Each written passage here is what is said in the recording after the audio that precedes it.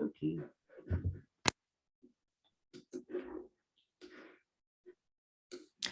What's up, lovely souls? I'm Lauren Van Bajra, and this is episode 2 of Men Have Feelings Too. Who knew? And today our guest is John Whitney. John is actually my favorite jewelry guy. He finds like the most amazing jewelry pieces, and not only jewelry, but all kinds of magical items like staffs, wands, statues, and so much more that I can't even name. So he has a online and traveling shop, and he goes to flea markets and like punk rock flea markets and antique shops in his local area of Southeast Pennsylvania. So John, tell us a little bit about what you do. Well, about 7 years ago, I started selling. I had one little table full of stuff, a little bit of antiques, a little bit of stuff I made. I just got laid off from a job. I worked for 13 years, and I said, I'm tired of working for people. I want to try to do something I'm passionate about and work for myself. So I threw my hat in the ring and took what little money I had and invested in it, and I started this business. And I had no idea the journey it would take me on, or where I would end up at, but it's been pretty amazing. I've gotten to experience and see a lot of art and cultural stuff that I probably never would have had not done this job. You know what I mean? And I'm extremely passionate about what I do. I get to enjoy art and history. What I do, which I love, and and I get to share with the public and educate some people on some handmade indigenous art and stuff and cultural art. It's an amazing job, and I love collecting stories, and I hear crazy stories all the time, and it's really great. You know what I mean? It's been a great journey, and I'm just starting, really. Yeah, I mean, dude, some of the pieces that you find, I really want to know, like, how do you find these pieces?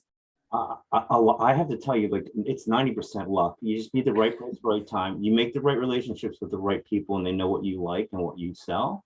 Mm-hmm. And before you know it, things just start magically appearing to you. You know what I mean? And I just take advantage of the opportunities when they present themselves to me. And like I said, I have a pretty extensive art background myself, and I'm really heavily into cultural art and stuff. So I know what I'm looking for. I'm looking at, and when I do festivals and stuff, I kind of just see what people are doing and gravitating towards, and try to adjust my collection to that. You know what I mean? And I've been very successful at that so far. It seems to be Yeah, the yeah, pieces that I so have. it's amazing the cross section of people it appeals to. You know what I mean? Because I sell to hippie kids, I sell to goth punk kids, I sell to old people. Like it's cross generational, cross cultural. You know what I mean? It's just people.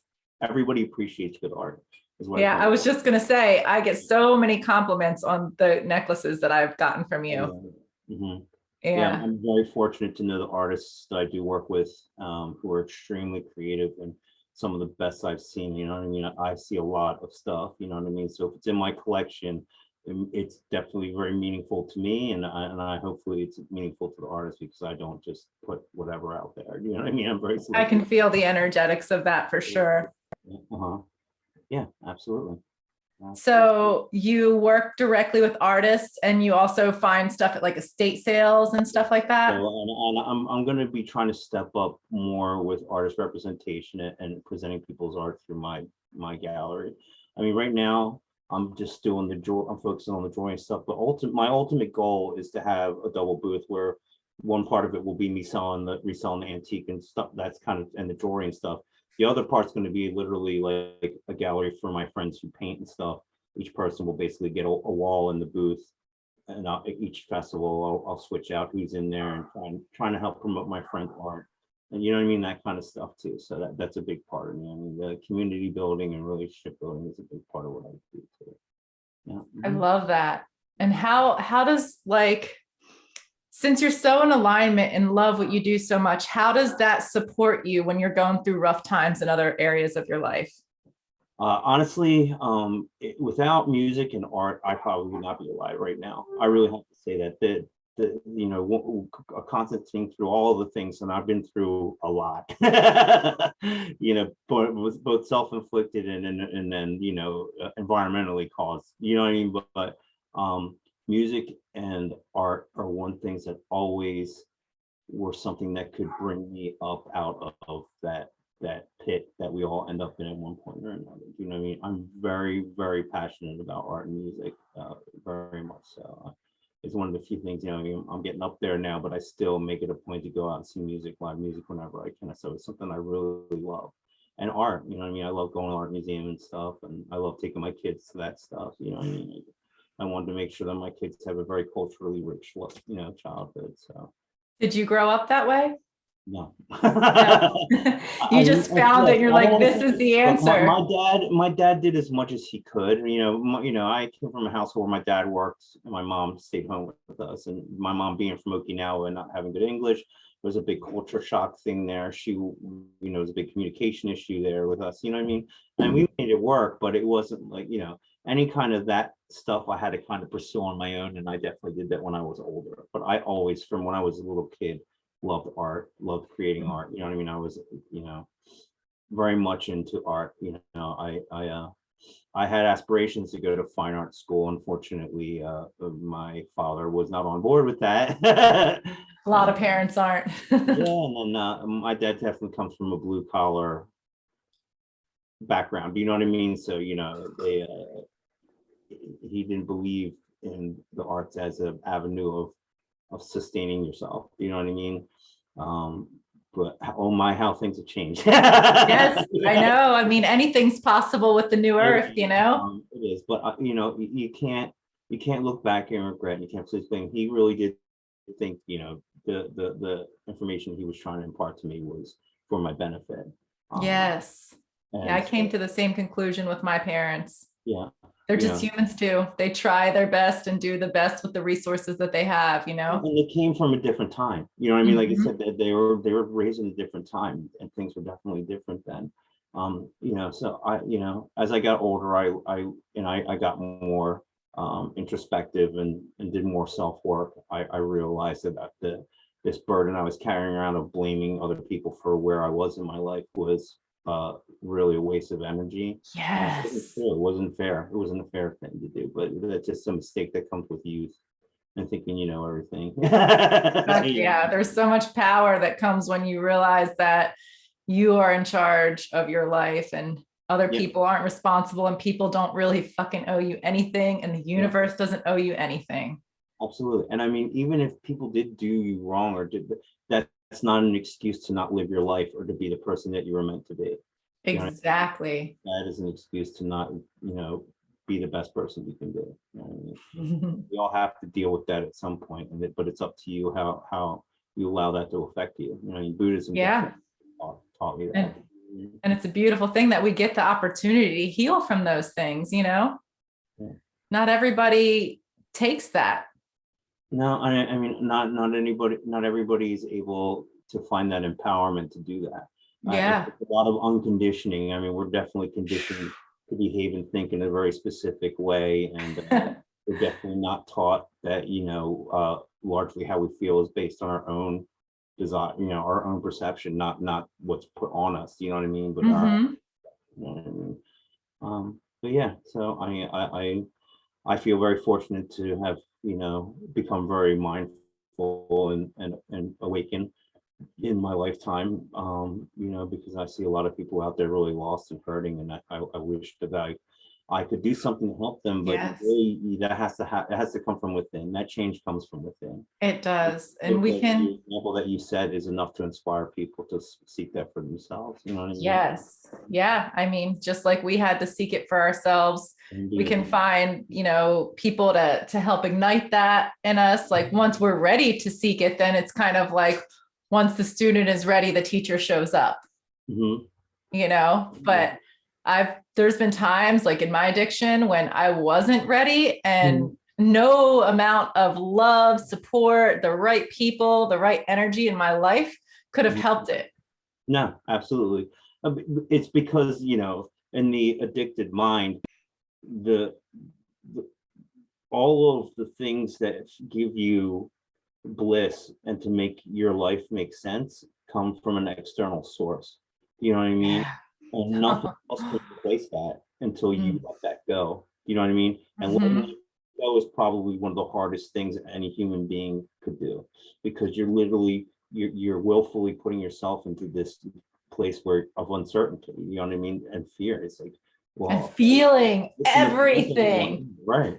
And if I don't have this to make me happy anymore, what am I going to do? Where am I going to get it from? I don't have this to make Being me in a relationship, numb. all those things are really bad things. It cannot come from outside of you. It cannot come from Mm-mm. taken away from you. It has to come So from true. indeed. You know, it's just that's the only way that you can really find your happiness and love Yeah. without fear. You know what I mean? Because your love isn't dependent on the love from someone else. It comes from inside of you. You know what I mean? Yeah. Yes, Yeah. for sure. So you mentioned you have two kids. I do. Tell me about them. Well, they're the most amazing beings I've ever encountered in my life. And every time I look at them, I'm just in complete awe that they exist. To look at to look at a being that's reflective of you and the entire universe is a very humbling and um, beautiful experience to experience. Wow. And it's just, you're looking at a universe being born. It's infinite potential in that. It can become anything in the universe, and you just want to fill it with as much mindfulness, compassion, and love as you can, so that they will return that to the world. I mean, that's the goal. You know what I mean? You want them to give out tenfold what you put in there. Yeah. And they're pretty lucky being born to two conscious parents. Absolutely. Yeah, I mean, me and their mother are two very different people, and but our love for our children is unrivaled. Between and they are the most important thing to both of us in our lives. They are the things that no matter what happens to us personally, that we're going to make sure that we don't screw that part up. You know what I mean? That we're going to do the best that we can for them, because it's the right thing to do. You know what I mean? That's so Unfortunately, important. their mother, aren't going to be able to continue our relationship, but it's the best situation for the kids. And ultimately, I Mhm. believe it's the best situation for us. You know what I mean? Because no matter how much you love somebody, in your heart if that the the way that you wish to exist and live is not cohesive together. And you have to have enough mutual respect to say, like, I love you, but we're just going to make each other miserable for the rest of our lives if we stay together, because we're just two different people. And so Yes. I respect you and I love you and I want you to be happy. So I'm going to let you go, because that's what you do when you love somebody. If you love Mhm. somebody, you don't hold the person that doesn't want to be there to you, out of obligation. Like, that's the wrong way to go about doing that. You know what I For mean? both So of you. Yeah. absolutely, yeah. And I have no animosity or ill will towards her at all. I just want her to be happy and free. You know what I mean? And who knows what happens down the line? You never know. Maybe you'll come back Yeah. together again. You never. You really never I know. never say never. That's the thing. Yeah, never say Hey, never. me either Yeah. anymore. I mean, especially now that I'm much more focused on being present in the moment, because it's the only thing that exists is this moment that we're having right now. It's the only thing Yep. that exists. Everything else is an illusion. You know what I Totally. mean? And that's a very grounding place to be in. And every moment, one of my practices now, and every moment I try to find a gratitude. You know what I mean? Because any moment you're not suffering or you're not wanting for anything, every moment is a blessing, and you should certainly find gratitude in that. When you do that, your whole life, the whole lens in which you view your existence is much better. You know what I mean? Much less suffering involved in that. You know what I mean? And It's that's interesting all the portals gratitude can open up too. Oh, indeed. Absolutely. Absolutely. I mean, it's a very empowering thing to have gratitude for your existence. So, I mean, and we all have to deal with craziness, and especially now more than ever. But remember that you always have the ability to keep that outside of yourself. You know what I mean? You don't have to let that in. You know what I mean? Yeah, one of the things that's definitely helped me is being mindful of the door. You know what I mean? Because we have that door in our mind that lets things in and out. And if you're not vigilant and stand in front of that door, is you're letting everything in there. It's definitely going to go into your subconscious and start making you real depressed and crazy. You Yes. know what I mean? So you definitely have to be mindful of what you let in and out of here, you know what I mean? And it And just what things do you do to mind the door? it's a weird abstract thing, but just a general mind, like, I meditate, you know what I mean? Mhm. I try always to, as much as I can, cultivate it to be non-reactionary when something happens, or somebody interacts with me, especially in a negative way. You know what I mean? This is, let's put it this way. The other day, I was going to pull into the 7-Eleven, and I couldn't see past the car that was here. And then a car, the light changed, and a car came up, and they got really close to hitting me. You know what I mean? And I pulled in the 7-Eleven, and I was like, everything was fine. 2 seconds later, the guy pulls into the driveway right in front of my car and gets out, and it's this ex-nom vet guy, and he's pissed. He's super pissed. And he comes up to the window. He's like, "What the hell you think you're doing?" He starts screaming and yelling at me, basically threatened my life. You know what I mean? He's like, "You're lucky I don't Whoa. get arrested, right?" What could have happened in that situation? I could have got super PO'd back at him and started yelling at him and things. But right at the moment where I felt that knee-jerk reaction to want to react in a negative way, I'm like, listen, I'm sorry. I didn't see the light change when I was pulling through there. You came out, I respect your service. It was my fault. You know what I mean? Like I said, I took responsibility for my action, and I didn't allow his anger and his stuff to go into me and make me become that. You know what I mean? Because that's what it is. Mhm. This is an engagement to try to get you to interact in a negative way, to justify them becoming violent with you. You know what I mean? But when you don't give it back, when you don't feed it, it just negates it. It They're kind of not, they're just, left with their anger. You know what I mean? yeah. And Yeah. that's it. You know what I mean? That's a far different way than I would have handled it in my early 20s. Yeah, Yeah. I was gonna lead into that. You seem like a very conscious guy now, and my interactions with you have always been like very like pleasant, and you just say it hasn't always been like that. So what kind of happened in your life for you to transition into having kind of like conscious interactions and conscious relationships? Well, I mean, so I I had a pretty, I'm not gonna say it wasn't terrible childhood, but I had to deal with a lot of bullying stuff. I had to deal with a lot of racist stuff when I was a kid, and I was the smallest kid in school. You know what I mean? So I grew up very much fearful, shy, quiet in public settings. When I was like with my friends and stuff, I was more outgoing, but in like school and stuff like that, I was a pretty reserved, quiet kid. You know what I mean?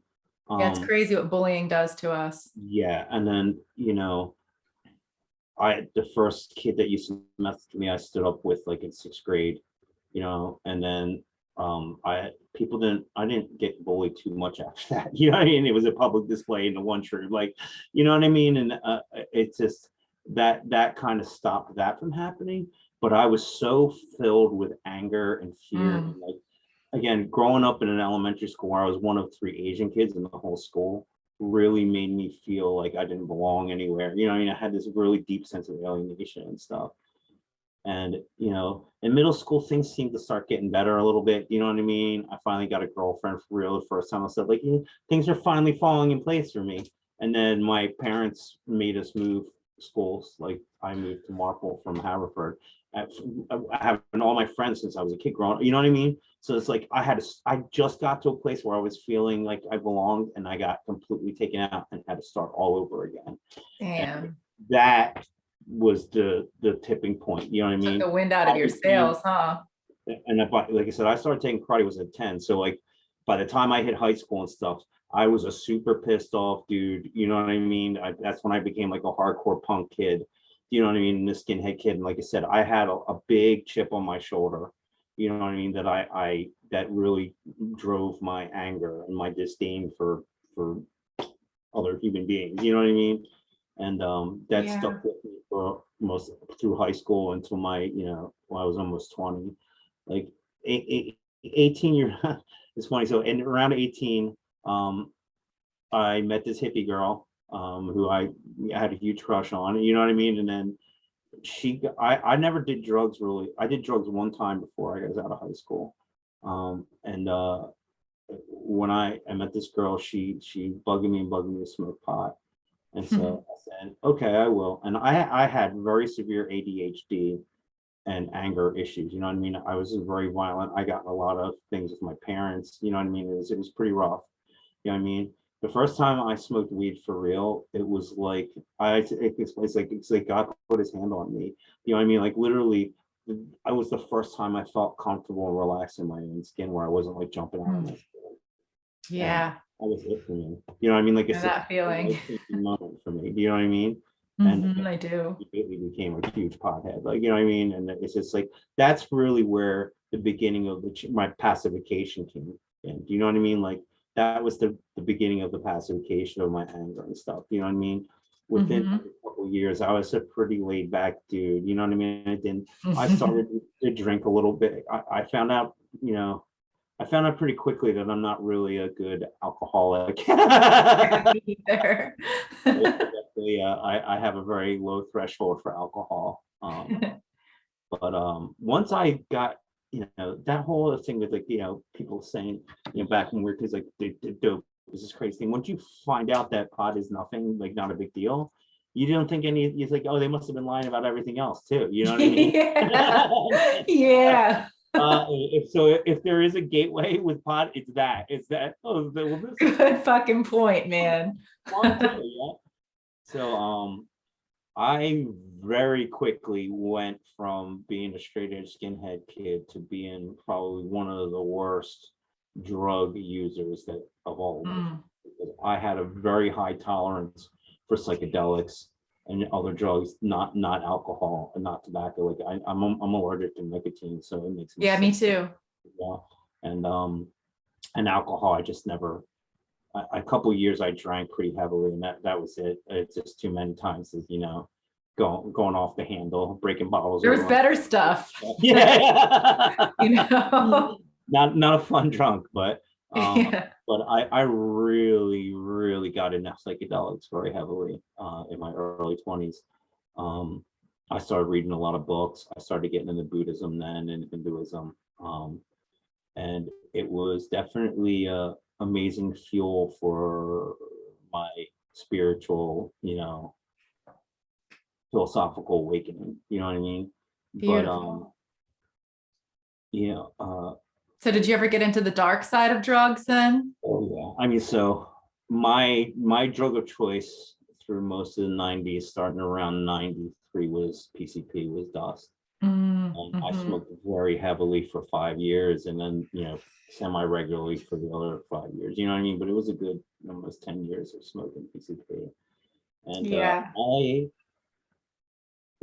I don't know too many people that had the threshold or tolerance for that drug. You know what I mean? It's the most I've done it powerful a drug. couple of times. It's the most powerful, one of the most powerful drugs I've ever taken. And Yeah. not any LSD or anything like that. It's just such a powerful and quick acting drug.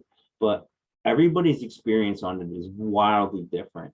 For me, it was very psychedelic, but in a very like it basically is like super K. So it basically, you go catatonic when you smoke high doses of it, and you have these waking dreams that are like one act plays that happen in your head. And I literally, for almost, you know, oh sorry, um, for almost 5 years straight, I had, every time I would smoke, it was this continuing story in my brain. You know what I mean? And it was like I was going through this labyrinth in my brain, chasing this. Whoa. I knew there was this answer inside my brain, right? That somehow I was going to get to this big epiphany, and I was going to figure everything out. You know what I mean? And Mm-hmm. it happened, but not in any way that I ever could have imagined it would happen. You know what I mean? When I finally got to the last room in the labyrinth, I was basically, I mean, it's a lot to get in here. You know, we can have another one of these later on, but basically, I got to the point where like, if you try to go past this room, you're never coming back. You know what I mean? So I don't know if that Whoa. meant like I was gonna die if I went there, or my mind would go and I would just be a vegetable. You I've know? seen people's mind go from dust for Oh yeah. sure. Oh, dude, yeah, definitely the amounts I was doing. There's no way you were. I know very few people that came out mentally sane doing what I was doing. You know what I mean? I'm very lucky that I did not Yeah. go off or have stroke out or anything. You know what I mean? Like I said, it's just very lucky. You know what I mean? But I did, you know, It was, I had a lot of really huge revelatory experiences in there, but the expense of basically going crazy. I mean, it made me have a messiah complex too. That's another story. But there's when I got to thinking later on, and like I said, when I became a serious Buddhist, I almost realized that in a kind of a way, those dissociative drugs put you in a Zen state, but being uninitiated into that kind of practice, you don't realize it. But literally, your body, your mind's connection to your body is gone. You know what I mean? So the only thing you're experiencing is consciousness. And that really is what Zen does, what Zen meditation does. You know what I mean?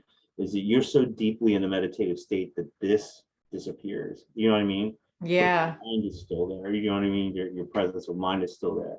And it almost makes you feel like, oh, these are two separate things. I am not my flesh. You know what I mean? My consciousness isn't my body. Do you know what I mean?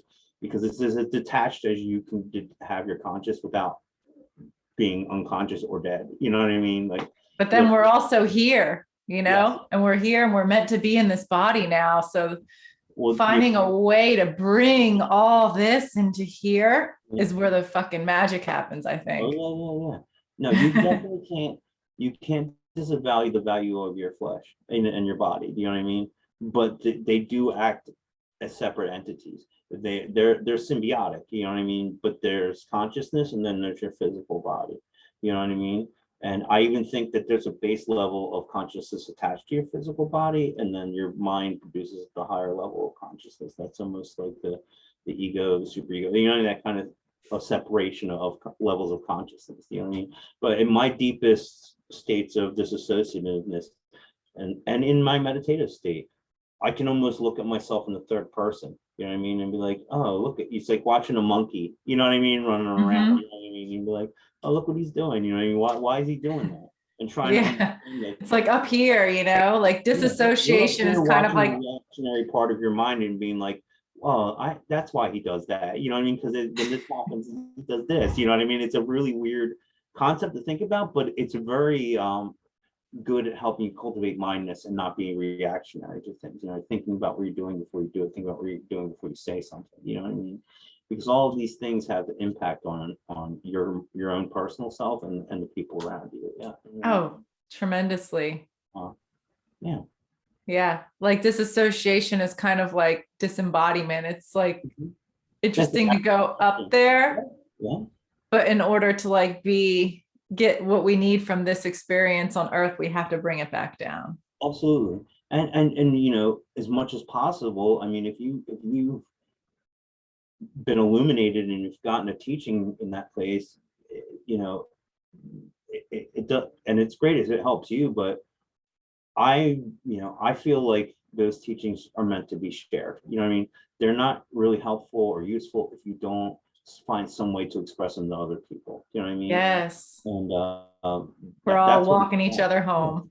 Yeah, absolutely. And like, it's even with, you know, when I was just talking about this with friends of the day, but like monks and stuff, like Tibet monks or whatever, it's great to go up on a mountain and sit in a cave for 10 years and contemplate your existence and all that stuff.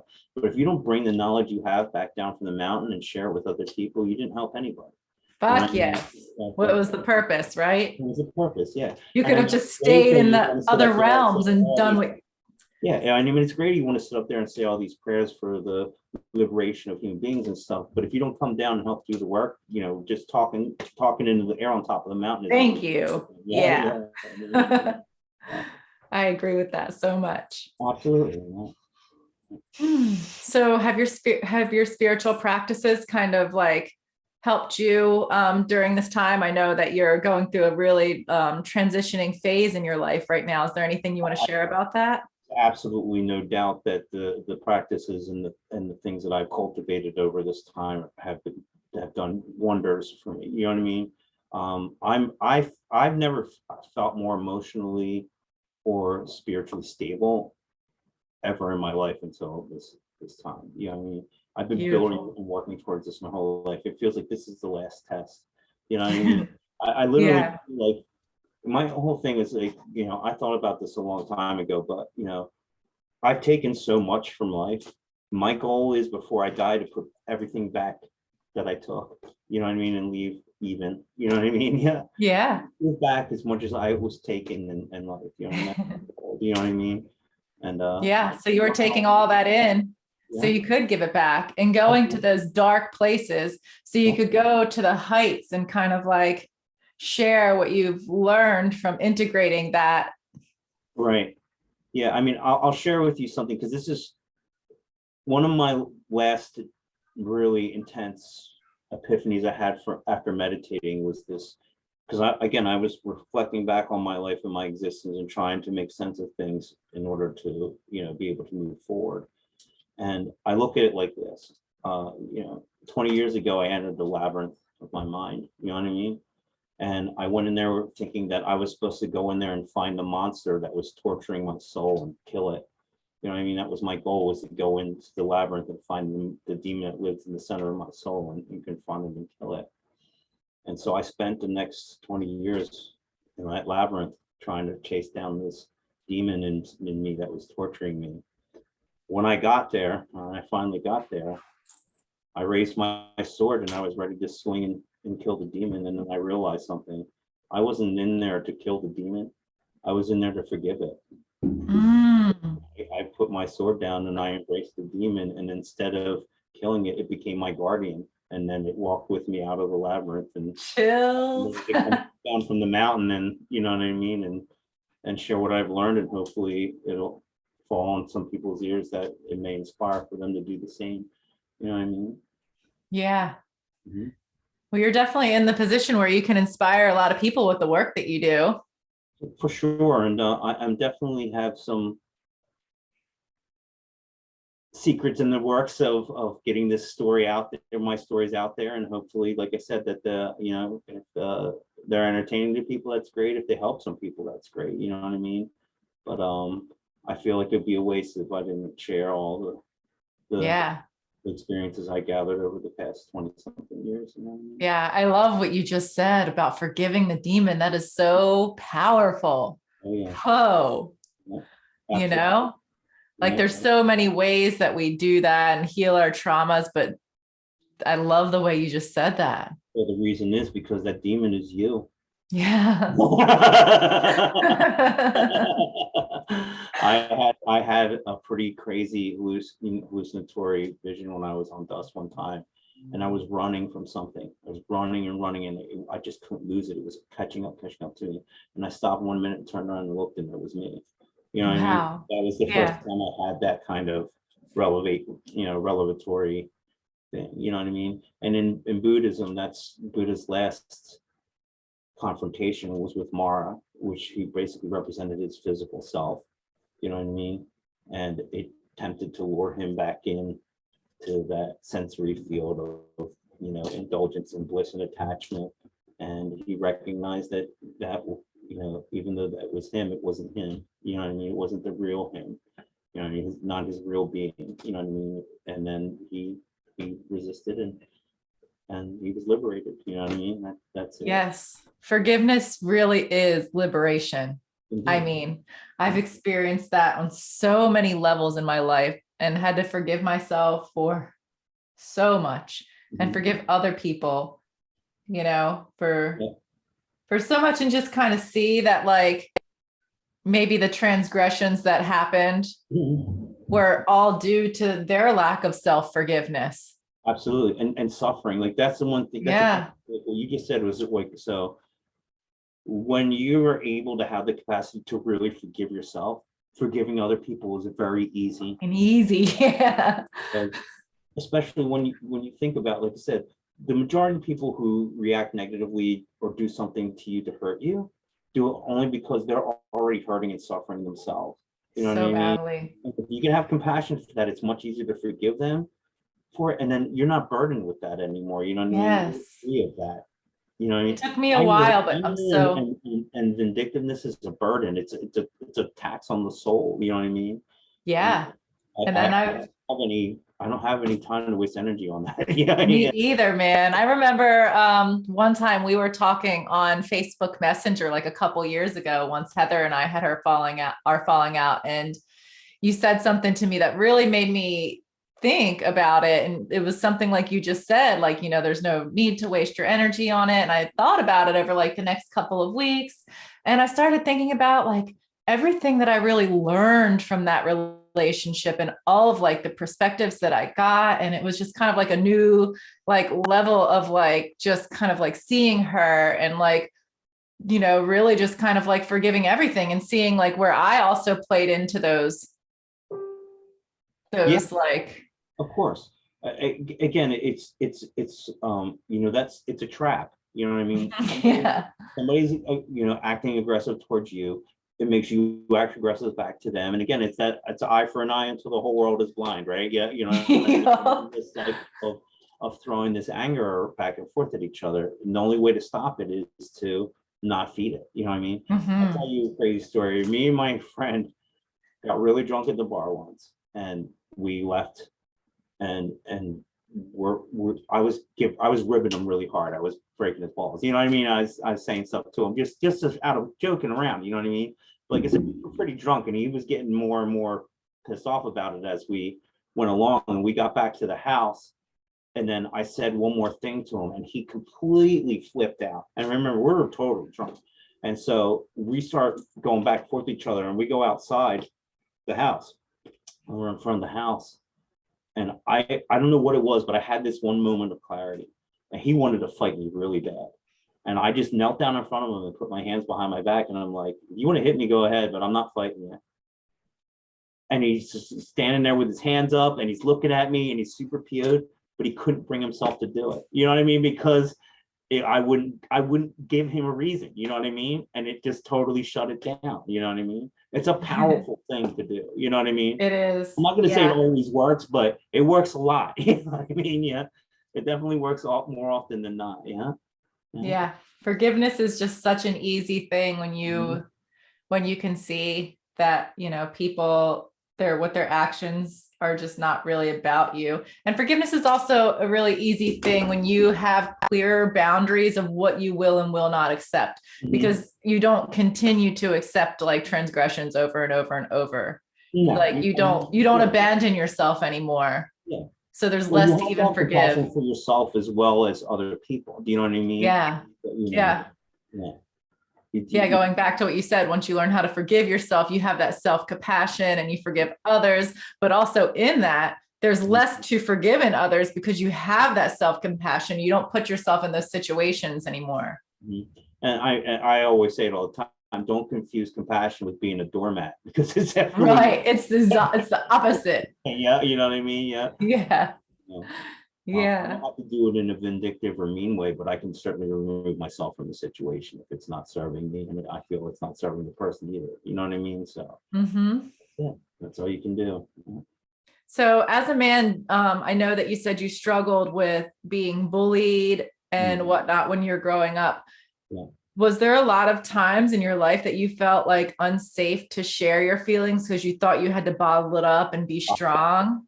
Um, I I I definitely didn't really share my feelings or anything with anybody for a really long time. My family was not like that. You know what I mean? Look, my mom and dad love me, and but they didn't say it very often at all. Yeah, you know what I mean? Just Yeah. different kind of people. I mean, Japanese people in general, etiquette wise, they're not super, huggy. Yeah, very Super affectionate. Yeah. social, you know what I mean? So I get that from my mom. My dad just is a lot in his head. You know what I mean? He's a very, logical thinking, brass tacks kind of guy. And I don't think any of that emotional stuff ever really made him comfortable or anything. He's definitely very comfortable expressing emotion and stuff. You know what I mean? Hmm. So and I'm a super emotional, yeah, I'm very motivated by my emotions and stuff, and I was for a long time. So we were very different. You know what I mean? And it definitely um, led to a lot of conflict between us. You know what I mean? Yeah. I can't imagine how hard it must be to have all of those emotions inside you and not have a like a safe space to express that, or for someone to like hold that space for you to express that. And a lot of men go through that. And I feel like that's why there's just so much wounding in the masculine. Absolutely, because it's all the suck it up, man up. You know what I mean? Yeah. Man up thing. You know what I mean? Like, God forbid you have a feeling. Right. You just got to go What out there and happens provide and when you just suppress suck that it in up. boys, when you suppress that in boys, it all converted to anger. You know what I mean? And Mhm. that's what you get. You know what I mean? When they don't feel like you can't cry, Illness too. sad, or you can't feel scared, all of it gets converted into anger because it's the only thing that you understand. That you're allowed. That's manly. Yeah. I mean, it's effective, unfortunately, you know what I mean, on the short term. Do you know what I mean? Like if you're trying to keep people at arm's distance, acting like a crazy angry person is a good way to do that. Do you know what I mean? I guess Mhm. you know, I was never the biggest kid scoring thing, so my go-to trick was making everybody think I was completely insane. You know what I mean? Acting like a nut. You know what I mean? That was my shield. You know what I mean? Your People armor. nothing with me. You know what I mean? Yeah. But that's another crazy thing. So, you know, when I was a kid, I definitely told some tall tales and kind of put myself out there to be this crazy person that I really wasn't. You know what I mean? To sell this idea I was. But when you do that for long enough, you suddenly become that thing that you always pretended to be, but it's way worse than anything you've ever pretended to be. Yeah. Oh When I gosh. pretended to be 15 and 16, when I was 25 and became that thing, it was way worse. Yeah, you're like, why was I trying to act like I was this? This is actually really freaking awful. Yeah, yeah. So Yeah, there's that. definitely. Yeah, yeah. I do love where we're heading though. I feel like both men and women are like seeking healing in like large numbers. Yes, I definitely feel like people are no longer satisfied with the traditional trappings of, you know, having spirituality, having their philosophical dogmas, all of these things just handed down to them from the prior generation. And I think they're just much more for thinking themselves, have a much more in general global view of things. My The thing that makes me uncomfortable about a lot of that is there's a lot of charlatanism out there, and there's a lot of misrepresentation out there, taking advantage of, you know, this has been human business for a long time, but taking advantage of people who are suffering, you know what I mean? Yeah. By offering false hope or false yeah, false answers to things that are very much not easily dealt with, or you know what I mean? Like, you know, Hmm. um, Yeah, there's a lot of stuff out there where I'm just like, especially when it's financially driven, you know what I mean? yeah. And it's something you have to be very weary of. And like, look, I've been doing the music festival thing for a long time. It's something like, you know, uh, the pseudo gurus come by the dozen. You know what I mean? And I hear all of it. You know what I mean? And I try to be as nice as I can about it. But when people come to ask me personally for counsel or advice or whatever, there's two things I never do. I will never take anybody's money for a teaching. I give teachings for totally for free. You know what I mean? Like I did a couple times at the yoga studio that me and Gabrielle had. So those are things I don't believe in ever charging money to offer somebody counsel. You know what I mean? Me Yeah. personally, I understand people got to eat and live. That's fine. Yeah. But me I mean, I personally, paid a lot of money for my education and all the things. absolutely. But me personally, like I said, all That's of not what you're all aligned with. I don't need that to survive. You know what I mean? Mhm. Like I said, I will never tell anybody I have an answer to their problems or anything. All I can give to them is examples of my personal experience, Yeah. and ways to empower them to find these answers within themselves. One of my favorite teachers, like, you know, the guru's job, you know, what the guru does, they teach you how to walk, but they can't teach you where to go. That's it. You know what I mean? They teach Yeah, you got to you how know to that. walk, but they don't teach you where to go, because the path is yours and yours alone. You Right. know, Your path I is can not teach you how their to path. walk, right? And you don't want that either. You know what I Your mean? That's the medicine is problem. not their medicine. They can give you their medicine, but you don't turn around and give somebody their medicine. You give somebody your medicine. Yeah, you know, the goal of is a martial arts too, but the goal of the master is to have his students excel beyond where he was. You know what I mean? I don't want, I'm not looking for disciples, I'm looking for masters. You know what I mean? I don't want you to be my disciple, I want you to be the master of yourself. You know what I mean? That's true, a true guru, a true teacher, that's what they want. They don't Beautiful. want disciples, you know what I mean? Yeah. Mhm. they want to liberate and enlighten other people. Yeah, definitely. And I know a lot of people that are doing Do that. it themselves, right? You know what I mean? Teach you how to use a hammer, you know what I mean? But I'm not going to tell you what to build. I'm not going to build your house for you. Yeah, absolutely. Yeah.